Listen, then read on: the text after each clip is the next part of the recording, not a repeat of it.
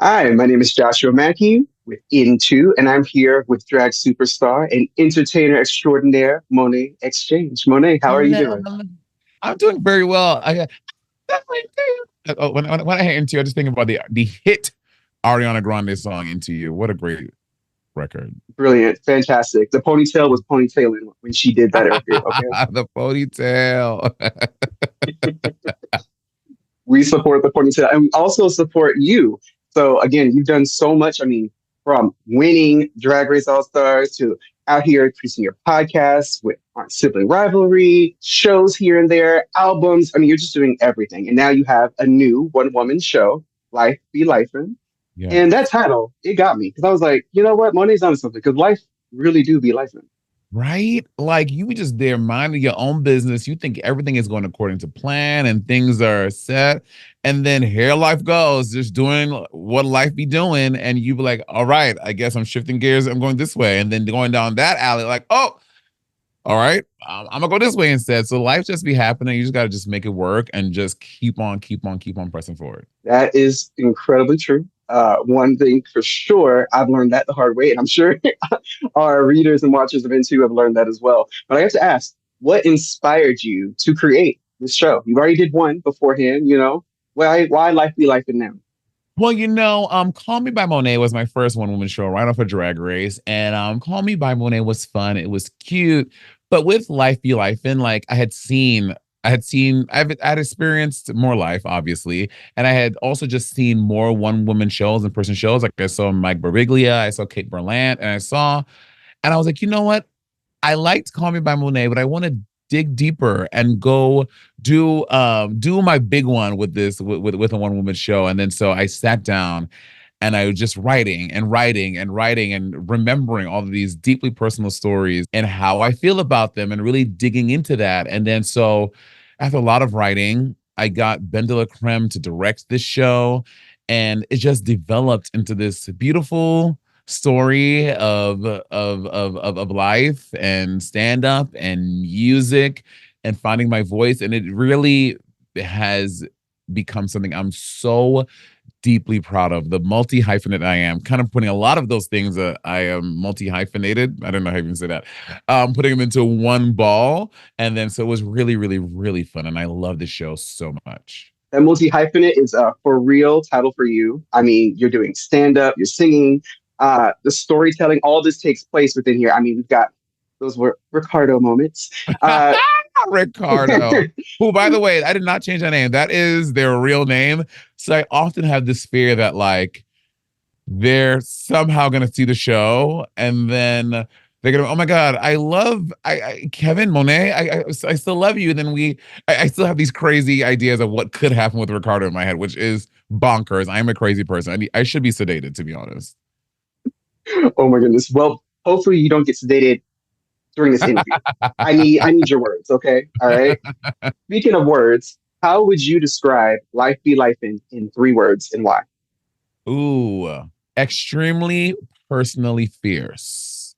I think that also, like, with this show, like, Drag Race fans have this, like, they see you on the show and they see what you can do in the show, and they have this idea in their mind how you should always live in their sometimes narrow view of what a drag artist is. And with this show, a lot of things I'm doing, I'm trying to step into the reality of just like drag queens. We're like everyone else. Like, just because I'm a drag queen doesn't mean I can only do drag comedy. I have to fit in this certain box of what you think a drag entertainer does. Like, I can compete with people like Kate Berlant. I can compete with artists like Summer Walker and all of these like R&B artists out here. Like, I can compete with comedians who are out here doing the thing. Why not? Just because I'm drag, that means that I can't? Like, no. So I think that when people come see the show, they often sound surprised. I'm like, wow, I wasn't expecting this. Like, I thought I was just going to see a drag show. I'm like, well, baby, what does a drag show mean? Like, yes, I am in drag, and drag is the vehicle I'm telling these stories and doing these things, but that does not change the talent, honey. That's right. And the talent is unwavering, okay? It's there. It's there. And speaking of, I mean, you cultivated your talent in multiple spaces. Most people, like you said, are just gonna, think and misconstrue that your talent just became was like within drag and like the world of drag. But I mean, you went to a performing arts high school with Yeah. Ricardo. You went you studied opera. You're classically trained. You're a classically trained vocalist, and so there's so much more that you cut your teeth on. And again, that multi hyphenate title is real. In the same vein of that, are there any other creative tricks up your sleeve that you added to Life Be Lifin'? I will say something that a, I wouldn't say it's a trick, but it's something definitely an art form that I feel like I've cultivated over my years. Even just thinking like before Drag Race, how I was a working queen in New York City doing 6 shows. I mean 7 shows over 5 days in the city.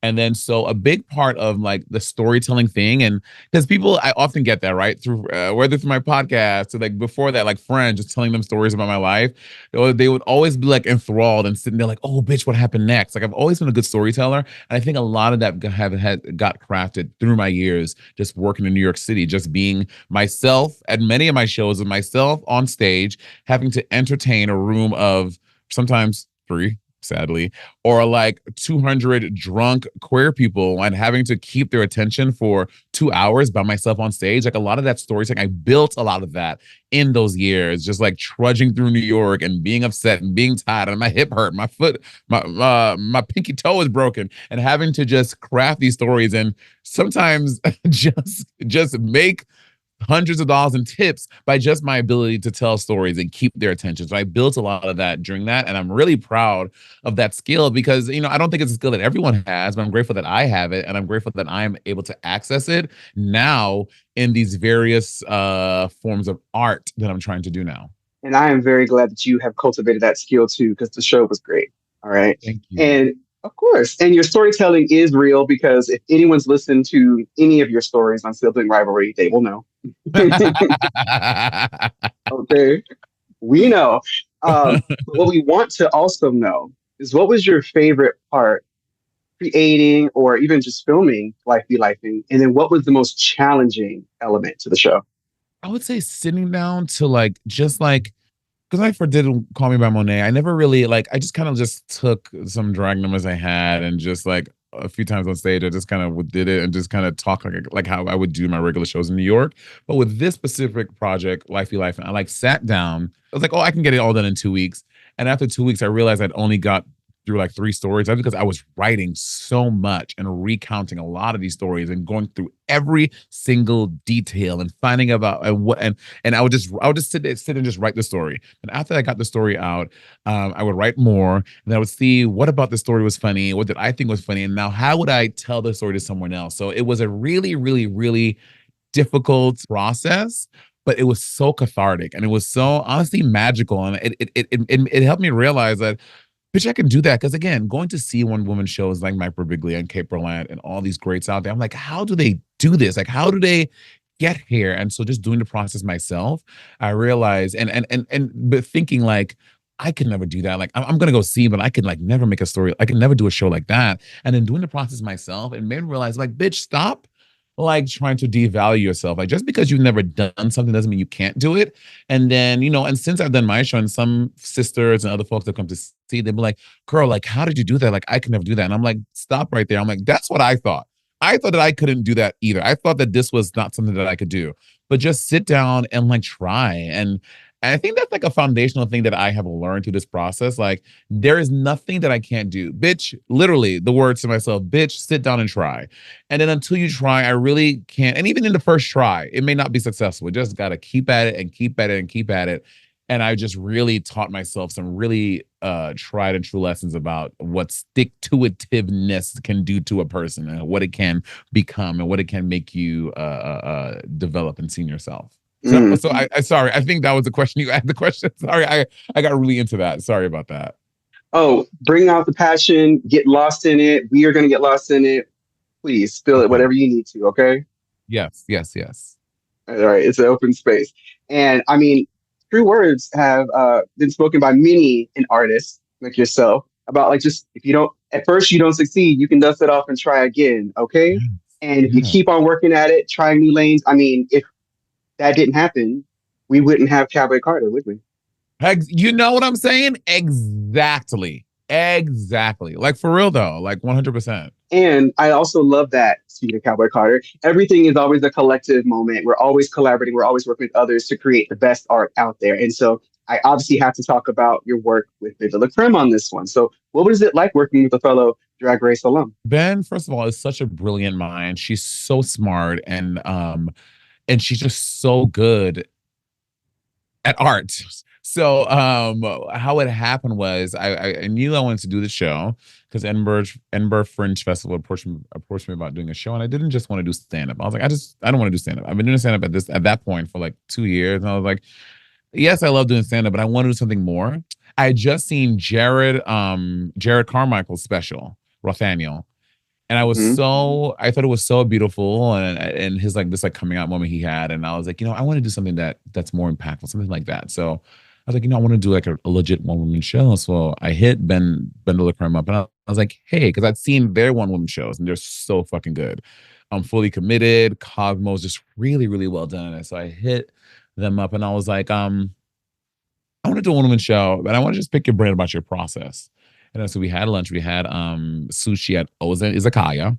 And then we got done, and I just picked her brain. We talked about processes and stuff. And I went home, and I was getting to work. Like a few days later, or like 3 days later, she called me. She's like, "Hey, um, I'm really intrigued about this thing you're going into, and I would really like to work together. So, like, how would you feel about me like helping you and like directing this show for you?" And I was like, yes, like I would. I've seen your shows. Your shows are amazing. So to have your eyes on the show and you helping me throughout this process, I would absolutely love that. And Ben came in and she was so like there's no price I could have paid to have Ben helping with the show. Someone who again has done so many on her own. It was priceless having been a part of the process, and she was so amazing. She's just such a great artist, and I'm so happy to have her on board for the process. Her shows are amazing. And so it's really great to see that y'all were able to collaborate. It's also great that you got inspiration from other Black queer artists as well. I saw Nathaniel too. Fabulous, very moving. You both are getting very, very personal. I don't know if it's as personal as that Carmichael reality show, that Tyler the Creator episode. Girl, the blowback they're getting from that. And honestly, I mean, again, we as a public, we don't know the in and outs of their friendship, like the really intimate details. But at face value, hitting your friend up, your homeboy up, and being like, I have feelings for you, and then like ghosting you for about a year is a little crazy. But again, we don't know all the intricacies, right? We don't know what be happening at as Wendy Williams would say at like the kitchen table talk. That may be different, but we're all looking inside at like, bitch, for real. Also, I didn't even know that Tyler the Creator was queer. I had no idea. Oh yeah, it's been, through the grapevine in some of his pieces as well as his music, he actually states that I've been Mm. kissing white boys, I think since 2004. I think Oh, that's what he not only said. white boys. Okay. That's for another conversation. Uh-huh. But speaking of conversations, um, one conversation I want to have is Call Me by Monet. All right, you Mhm. got the one woman show down already. The second one is Life Be Lifin. What did you learn from Call Me by Monet that you added into Life Be Lifin? Oh my God. Life of Life is way more personal. Call Me by My Name was really more fun. It was like I had just finished Drag Race, and I was like, and to be very honest, a promoter was like, "We want you to do a tour," and I was like, "A tour?" So I was like, I could do a show called Call Me by My Name." So I just kind of put some drag mixes I had together, and there wasn't really like a suit. It was my Drag Race journey. So but it wasn't like it was fully realized show. It's something I like sloshed together. And again, Call Me by One A was a good experience, but I would say like it is like 180 degrees a different. Like this is like Life Be Life is like a full story and how things come together and they work together. And like there's a journey. Call Me by One A was more a celebration of my drag mixes with a little video of me getting ready in drag. So yeah, Life Be Life is no shade to myself. Life Be Life is a better show. Again, I'm proud of Call Me by Monet, but Life Be Life is a way better show. You can critique your art the way that you want to. Be like, all right, well, this is one baby here, but here's my second board coming up. Yeah, yeah, and you know what? And I think Call Me by Monet, like it was perfect for the time that it was. It was where I was at that point, and Life Be Life is where I am now in this new space. So, and again, if I do another one woman show in 5 years, whatever it is, like that's gonna be me, like capture me in a completely different place, right? So they all exist in their time and they serve the purpose of what they need to do then, and then the next one will do the same. I love that each is almost like an era. Here's the era of Monet now. and here's the Yeah. eras before. So, and also within this new era comes an upcoming album as well. Are there any tie-ins from your show to the album, vice versa? Oh my God. This album, and we haven't said the name of the project yet, but this album is 3.5 years of hard work, of real R&B music, late night sessions, early flights, the collaborations, features, hitting this person up to get live instruments and getting the strings, and we don't like that. Well, let's add a harp. Oh, this one would be better with a horn. Like just so much hard work, endurance, perseverance have been poured into this album, and it is one of the things I'm most proud of in my life.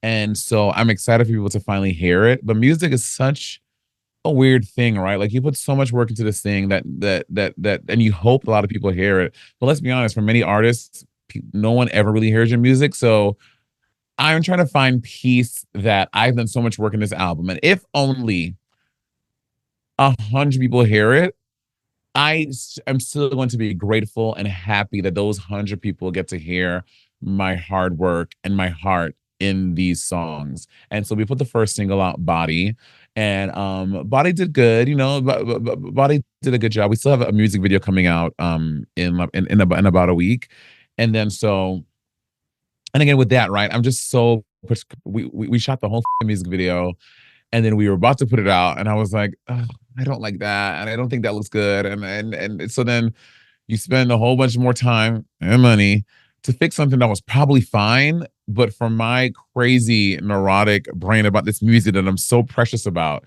it's like the fear of like, okay, you put it out and people don't like it, so it's like you're constantly trying to correct things and fix things that were probably fine, but it's just like crazy musical artist thing that I'm trying to learn to just let go and let God. So it's a process, and I'm happy and super proud of it, but I hope people like it too. I'm sure they're gonna like it. And they say that we can be our own, biggest critic. I mean, constantly revamping things. Listen, Beyonce has already said she's got a vault full of songs that don't make it to other albums. So if you're out here, reinvigorating, revamping, that's just a part of the process. And Yeah. we celebrate you being able to just fine tune your art so that we can share in it with you. Thank you. Thank you, Josh, man. Of course, of course. This is what I do. I'm an Oprah bag, in my Oprah bag specifically. Uh, now, I'm a believer that even though you may not be able to change the world, you can change someone's world. And I recognize that when you talk about, even if few folks here and there listen to your album, like and they get something from it, that's amazing. And I recognize that your presence in drag and podcasting and comedy and music, in entertainment in general, as a Black queer person, is something that other Black queer artists are going to look at and see you as a blueprint. And that we need more Black queer blueprints, honestly. And so I'd love to hear from you, what do you hope that Black queer fans take away when they get to see you perform Life Be Lifin? The biggest takeaway I want them to feel from me is just honesty and vulnerability. I think that since the inception of Monét Exchange and my drag persona, I've never been someone that needs to put it on for stage or like shape shift into this new creature for stage. I've always, and if you do, that's fine. But for me, how my fans have always received me and what I've always given to them is the just being authentically, unapologetically me all the time, which is sometimes riddled with flaws. I say the wrong things often. I do the wrong things often. But what you can never discount is that it is always me, right? I'm always showing up authentically as myself. And I think that above all has given me a lot of gifts in this life, and it has allowed me to come and arrive at this place. It's just always having that authentic voice and being authentically me and being myself 100% through and through all the time. So that's what I want Black queer fans, like, don't feel the need to change and be something that you aren't, or become something because you think is going to get you to a certain place. Always being you, always being unapologetically you, whoever you are, is the thing that is going to make you is going to move you to the next point, or to elevate you and to get you higher to where you want to be. Your authenticity alone allowed for you to not only win Drag Race, create all these different endeavors with the Mhm. entertainment, and now you're on your second one woman show. I don't know. It sounds like life be lifing, but life is Life be also like good. 100%. Yes. And we love to see it. I mean, with that, Monet, Thank you so much for the time. I know our readers and watchers over at N2 are going to seriously appreciate it. I appreciate the time, especially as someone who's been following your career for a minute. So thank you so much, and best of luck with Life Be Lifin. Thank you so much, Joshua. I really, really, really appreciate the time and talking to me. And thank you, darling.